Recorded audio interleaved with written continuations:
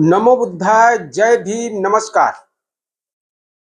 एक बार फिर मैं बाबा साहब डॉक्टर अंबेडकर की लिखी हुई किताब लॉर्ड बुद्धा एंड हिज धम्मा अर्थात भगवान बुद्ध और उनका धम्म का एपिसोड 55 आज आपके सामने लाया हूं।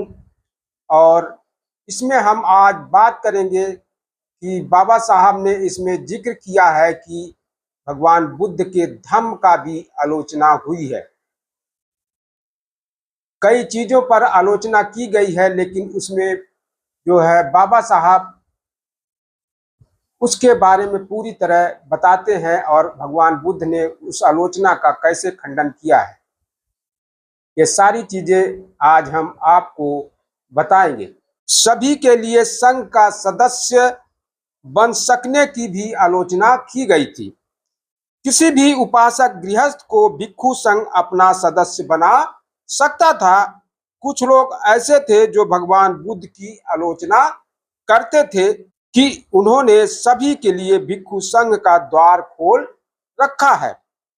उनका तर्क था कि इस व्यवस्था में यह दोष है कि कुछ लोग संघ में प्रविष्ट होने के अनंतर फिर दोबारा गृहस्थ बन जा सकते हैं और उनके इस प्रकार निकल भागने से लोगों को यह कहने का अवसर मिलेगा कि श्रमण गौतम का धम्म निकम्मा होगा, तभी तो लोगों ने इसे त्याग दिया है। यह आलोचना निराधार थी। जिस उद्देश्य से तथागत ने यह नियम बनाया था वह उद्देश्य आलोचकों के ध्यान में आया ही ना था।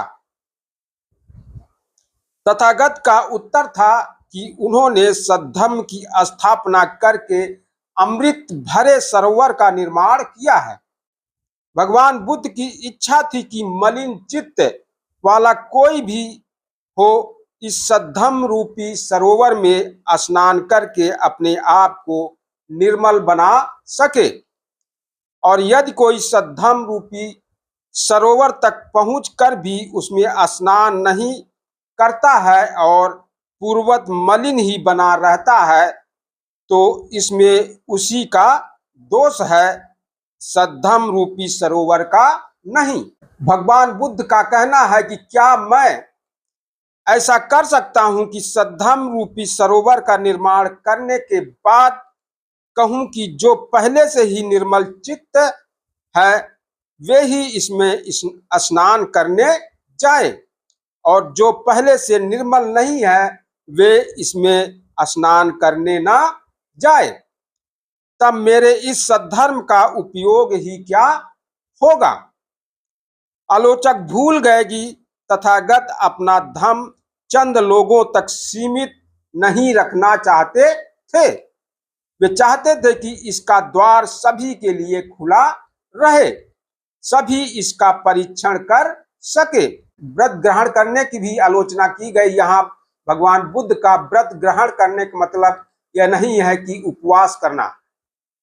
यहाँ उन्होंने जो चीजें बताई हैं, यानी जो चित्त की गंदगी है, मन की गंदगी दूर करने और भी क्लेश द्वेष सब दूर करने को उन्होंने व्रत बताया है। बाबा साहब लिखते हैं कि पंचशील ही पर्याप्त क्यों नहीं है, उन्हें और दूसरे व्रतों को व्रत रूप में ग्रहण करने की क्या आवश्यकता है। तर्क करने वाले तर्क करते थे कि यदि बिना औषध के रोग का शमन हो सकता है और फिर शमन कराने वाली औषधियां, जुलाब देने वाली औषधियां तथा अन्य ऐसी ही औषधियों का क्या प्रयोजन है। इसी प्रकार यदि गृहस्थ उपासक पंचशील ग्रहण करके ही इंद्रियों को भोगता हुआ भी शांत श्रेष्ठ निर्बाध को प्राप्त कर सकता है, तो भिक्षु को उन शीलों तथा दूसरे व्रतों को व्रत रूप में ग्रहण करने की क्या आवश्यकता है। भगवान बुद्ध ने इन्हें व्रतों का स्वरूप इसलिए दिया क्योंकि नैतिकता की दृष्टि से इसका निश्चित मूल्य है। जो जीवन व्रत युक्त है उसका नैतिक पथ अग्रसर होना निश्चित है। व्रत अपने में ही पतन के विरुद्ध एक बड़ा संरक्षण है। जो व्रत ग्रहण करते हैं उनका स्वतंत्र रूप से पालन करते हैं वे उन्नत होते हैं। व्रतों का पालन काम, तृष्णा, ईर्ष्या, अहंकार, अन्य कुविचारों का बाधक है। जो व्रत ग्रहण करते हैं तथा उसका पालन करते हैं वे निश्चित रूप से संरक्षित रहते हैं और उनका मन व कर्म निर्मल होता है। मात्र शील ग्रहण करने से ऐसा नहीं होता। शील ग्रहण करना पतनोन्मुख होने से उतना नहीं बचाता जितना व्रत बचाते हैं। व्रती का जीवन ज्यादा कठिन है, मात्र शील ग्रहण करने वाले का नहीं। मानवता के कल्याण के लिए आवश्यक है कि समाज में कुछ व्रती भी रहें। इसलिए भगवान बुद्ध ने शीलों और व्रतों दोनों की व्यवस्था की है। यहाँ व्रतों से मतलब है कि भगवान बुद्ध ने जो अष्टांगिक मार्ग, पंचशील और 10 परमिताएं बनाए हैं उसको वो ग्रहण करता है। भगवान बुद्ध ने उसे व्रत का नाम दिया है। अहिंसा के सिद्धांत की भी आलोचना की गई है। ऐसे लोग थे जो अहिंसा के सिद्धांत के समर्थक न थे। उनका कहना था कि अहिंसा का मतलब अन्याय तथा अत्याचार के सामने सिर झुकाना। भगवान बुद्ध का अहिंसा से जो आशय था यह उनकी मूलतः गलत व्याख्या है। यह बाबा साहब लिख रहे हैं। भगवान बुद्ध ने अनेक अवसरों पर अपनी स्थिति स्पष्ट कर दी है जिससे किसी को किसी प्रकार की अस्पष्टता या गलत फहमी ना रहे। एक तो वह ही ऐसा अवसर है जिसका उल्लेख किया जाना चाहिए जब उन्होंने एक सैनिक के संघ में प्रविष्ट होने के बारे में नियम बनाया। एक बार मगध के सीमांत प्रदेश में उत्पात मच गया था।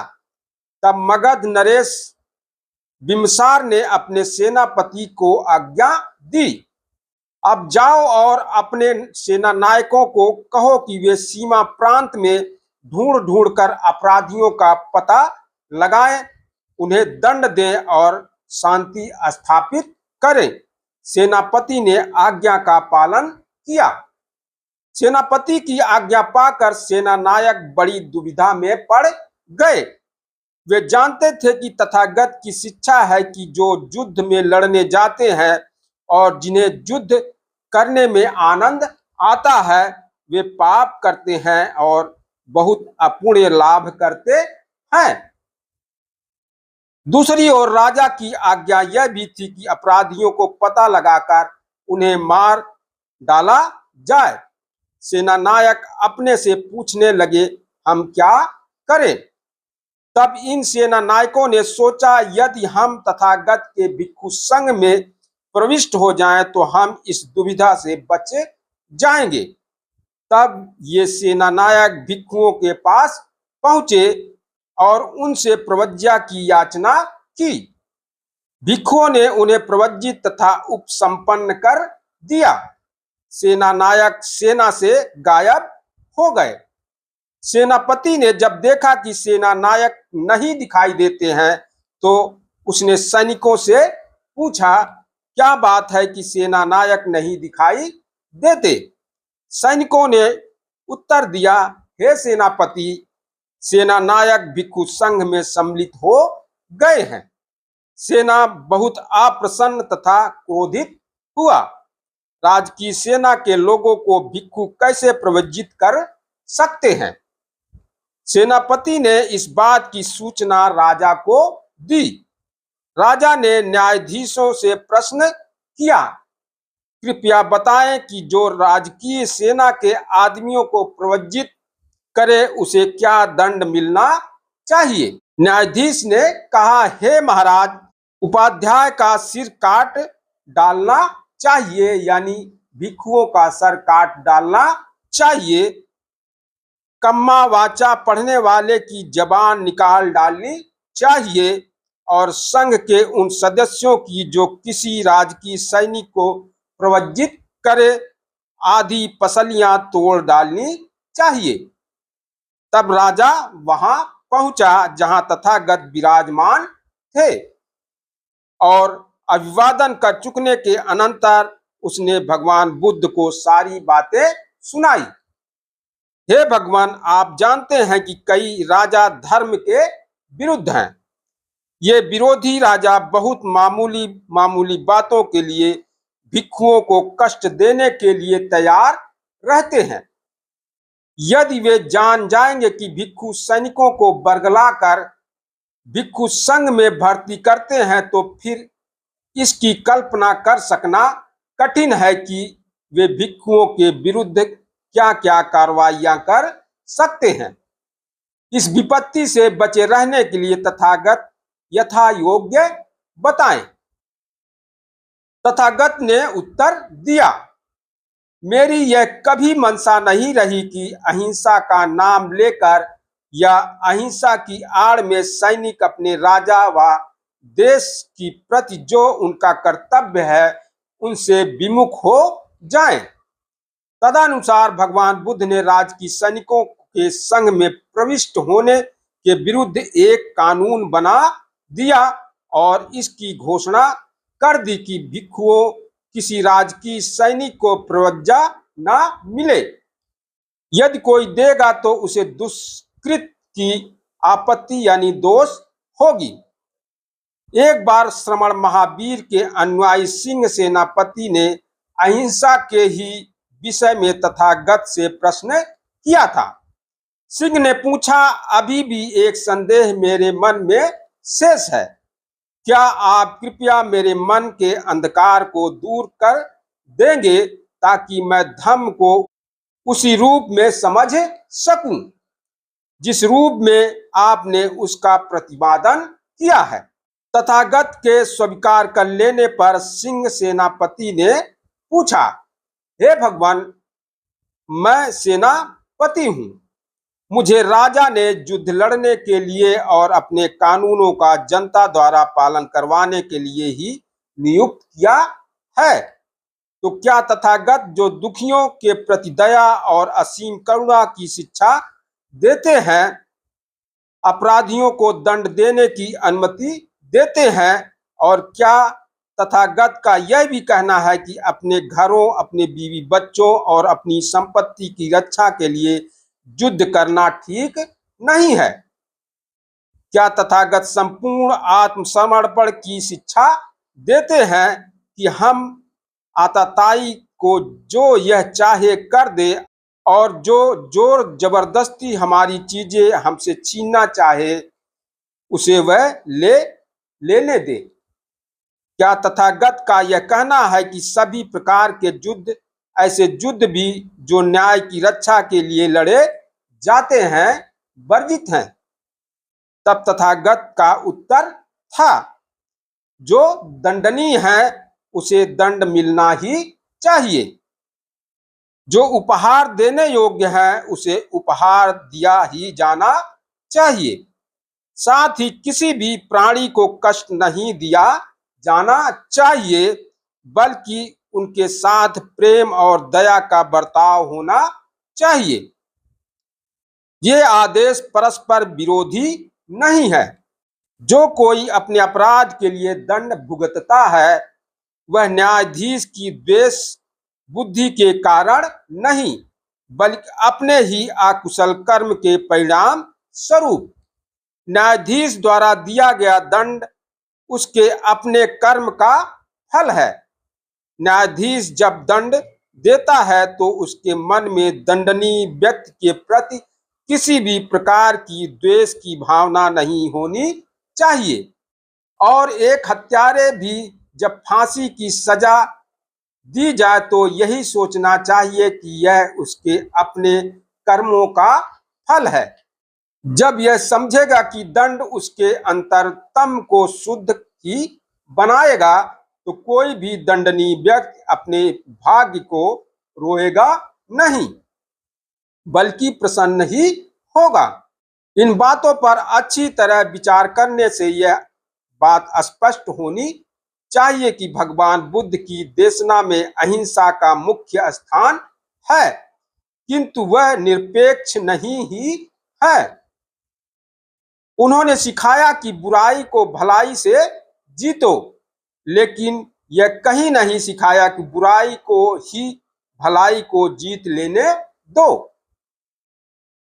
वह अहिंसा के समर्थक थे और हिंसा के निंदक थे, लेकिन उन्होंने इससे कहीं इनकार नहीं किया। बुराई से भलाई की रक्षा करने के लिए आखिरी दर्जे कहीं कहीं हिंसा का भी आश्रय लेना पड़ सकता है। भगवान बुद्ध ने किसी खतरनाक सिद्धांत का प्रतिपादन नहीं किया है, आलोचक ही उसके यथार्थ रूप और क्षेत्र को ठीक ठीक समझ नहीं पाए। शील का प्रचार संसार को अंधकार की ओर ले जाने वाला दोष भी लगाया गया था। दुख का कपिल ने जो अर्थ किया है वह था चंचलता, अशांति, अस्थिरता। आरंभ में यह शब्द कुछ तात्विक अर्थ ही रखता है, बाद में इसका अर्थ शरीर और मन का कष्ट हो गया। दोनों अर्थ एक दूसरे से बहुत दूर दूर नहीं थे, दोनों पास पास थे। अशांति से ही शरीर तथा मन के कष्ट उत्पन्न होते हैं।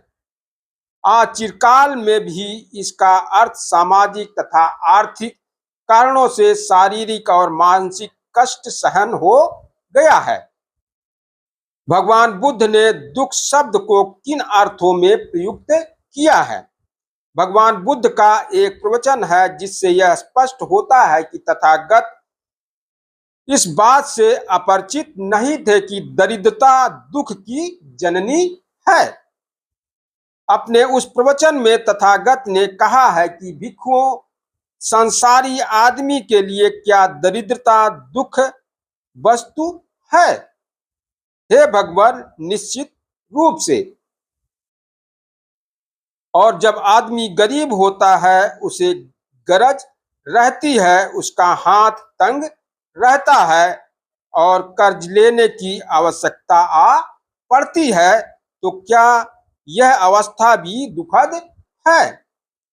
हे भगवान, निश्चित रूप से। और जब उसे कर्जे की जरूरत होती है, वह उधार लेता है, तो क्या यह भी दुखद है? तो भिक्षु कहते हैं, हे भगवान, निश्चित रूप से। और जब कर्जा चुकाने का समय आता है, वह कर्जा चुका नहीं सकता, लेने वाला उस पर जोर डालते हैं, तो क्या यह भी दुखद है? भिक्षु करते हैं, भगवान, निश्चित रूप से।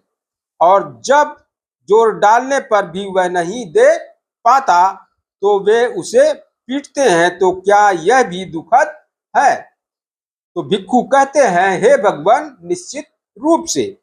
और जब पीटने पर भी नहीं दे पाता, तो वे बांध डालते हैं, तो क्या यह भी दुखद है? हे भगवान, निश्चित रूप से। इसलिए भिक्षुओं, दरिद्रता, आवश्यकता, कर्जा लेना और जोर डाला जाना, पीटा जाना तथा बाधा जाना, ये सभी सांसारिक पुरुष के लिए कष्टप्रद हैं। संसार में दरिद्रता और ऋण बड़े दुखद हैं।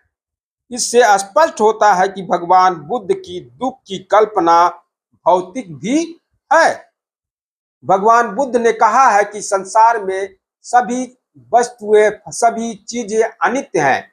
इस अनित्यता का भी जो है उसका भी आलोचना की गई है, उसका भी दोष दिया गया है कि वह अंधकार का कारण बनता है।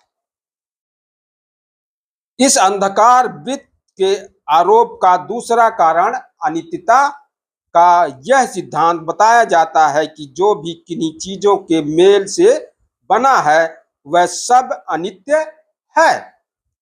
इस सिद्धांत की सच्चाई को सभी स्वीकार करते हैं। अपने इस पुस्तक में बाबा साहब लिखते हैं, हर कोई मानता है कि सभी चीजें अनित्य हैं।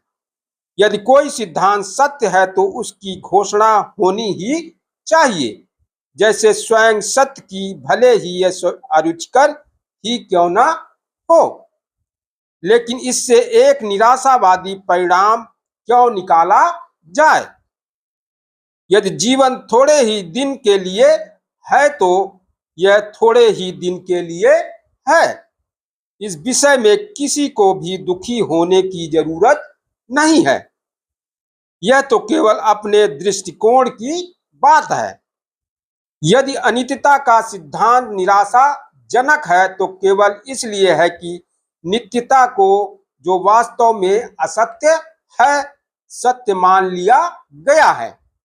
इसलिए बुद्ध की देशना पर यह आरोप नहीं लगाया जा सकता कि यह आदमी को निराश बनाने वाली है। बौद्ध धर्म को भी आलोचकों ने निराशावादी बताया है, दोष बताया है, निराशावादी का दोष बताया है। भगवान बुद्ध के धर्म पर निराशावादी धर्म होने का आरोप लगाया गया है। इस आरोप का कारण प्रथम आर्य सत्य है, जिसका कहना है कि संसार में दुख है। यह सचमुच आश्चर्य की बात है कि दुख का उल्लेख होने मात्र से बुद्ध धर्म पर यह आरोप लगाया जाए। इसका एक कारण यह हो सकता है कि उन्होंने अपने प्रथम उपदेश में ही यह कहा है कि जन्म भी दुख है, जरा भी दुख है और मरण भी दुख है, और इसी से भगवान बुद्ध के धर्म को कुछ गहरी निराशावादी रंगत दी गई है। यह बाबा साहब कह रहे हैं अपनी किताब में। लेकिन जो शब्द शिल्पी है वे जानते हैं कि यह एक कलापूर्ण अतिशयोक्त मात्र है, और जो इस साहित्यिक कला में निष्णात है वे प्रभाव उत्पन्न करने के लिए इसका उपयोग करते ही हैं। यह कथन है कि जन्म दुख है, यह एक अतिशयोक्त है। यह भगवान बुद्ध के ही एक दूसरे प्रवचन से सिद्ध किया जा सकता है, जिसमें उन्होंने कहा है कि मनुष्य जन्म एक दुर्लभ वस्तु है। फिर भी यदि बुद्ध ने केवल दुख की ही बात की होती तब भी शायद तथागत पर यह आरोप लग सकता था। लेकिन भगवान बुद्ध का दूसरा आर्य सत्य इस बात पर जोर देता है कि इस दुख का अंत होना चाहिए। दुख का अंत करने की बात पर जोर देने के लिए ही तथागत को दुख के अस्तित्व की चर्चा करनी पड़ती। भगवान बुद्ध ने दुख को दूर करने की बात को भी सर्वाधिक महत्व दिया है। यही कारण है जब उन्होंने देखा कि कपिल ने दुख के अस्तित्व की चर्चा भर की है और इससे अधिक कुछ नहीं किया, तो वे असंतुष्ट हुए और उन्होंने अलार कलाम का आश्रम तक छोड़ दिया। तब ऐसा धर्म निराशावादी धर्म कैसे कहला सकता है? निश्चय से जो शास्त्रा दुख का अंत देखने के लिए इतने उत्सुक थे, निराशावादी नहीं कहा जा सकते। आत्मा और पुनर्जन्म संबंधी इसका भी आलोचना किया गया है। भगवान बुद्ध ने कहा है आत्मा नहीं है, भगवान बुद्ध ने कहा है पुनर्जन्म है। ऐसे लोगों की कमी नहीं जो भगवान बुद्ध पर यह दोष लगाते कि वे परस्पर विरोधी सिद्धांतों के प्रचारक हैं। उनकी शंका थी कि जब आत्मा ही नहीं तो पुनर्जन्म कैसे हो सकता है। इसमें कहीं कुछ भी विरोध नहीं है। बाबा साहब लिख रहे हैं, बिना आत्मा के पुनर्जन्म हो सकता है। आम का बीज है, आम के बीज से आम का पेड़ पैदा होता है। आत्मा आम के पेड़ पर आम के फल लगते हैं, यह आम का पुनर्जन्म है। लेकिन यहाँ आत्मा कहीं भी नहीं है। इसी प्रकार बिना आत्मा के पुनर्जन्म हो सकता है। भगवान बुद्ध पर उच्छेदवादी होने का भी दोषारोपण लगा। एक बार भगवान बुद्ध जब श्रावस्ती के जेतवा वन में ठहरे हुए थे तो उन्हें सूचना मिली कि अरिट नाम का एक भिक्षु ऐसे मत को जो तथागत का मत नहीं है तथागत का मत समझ रहा है। एक विषय जिसके बारे में अरिट तथागत को गलत तौर पर समझे बैठा था, वह तथागत के उच्छेदवादी होने न होने का विषय था। तथागत ने अरिट को बुला भेजा। अरिट आया। प्रश्न किए जाने पर उसका मुंह बंद हो गया। तब तथागत ने उसे कहा, कुछ श्रमण ब्राह्मण मुझ पर गलत तौर से, मिथ्या रूप से, झूठे रूप से उच्छेदवादी होने का दोषारोपण करते हैं। कहते हैं कि मैं प्राणियों के उच्छेद की अभावात्मक विनाश की शिक्षा देता हूं। यह वास्तविकता के सर्वथा विरुद्ध है। यही तो मैं नहीं हूं, यही तो मैं नहीं सिखाता हूं। पहले भी और आज भी मैं यही दिखाता हूं कि दुख है और दुख का निवारण है।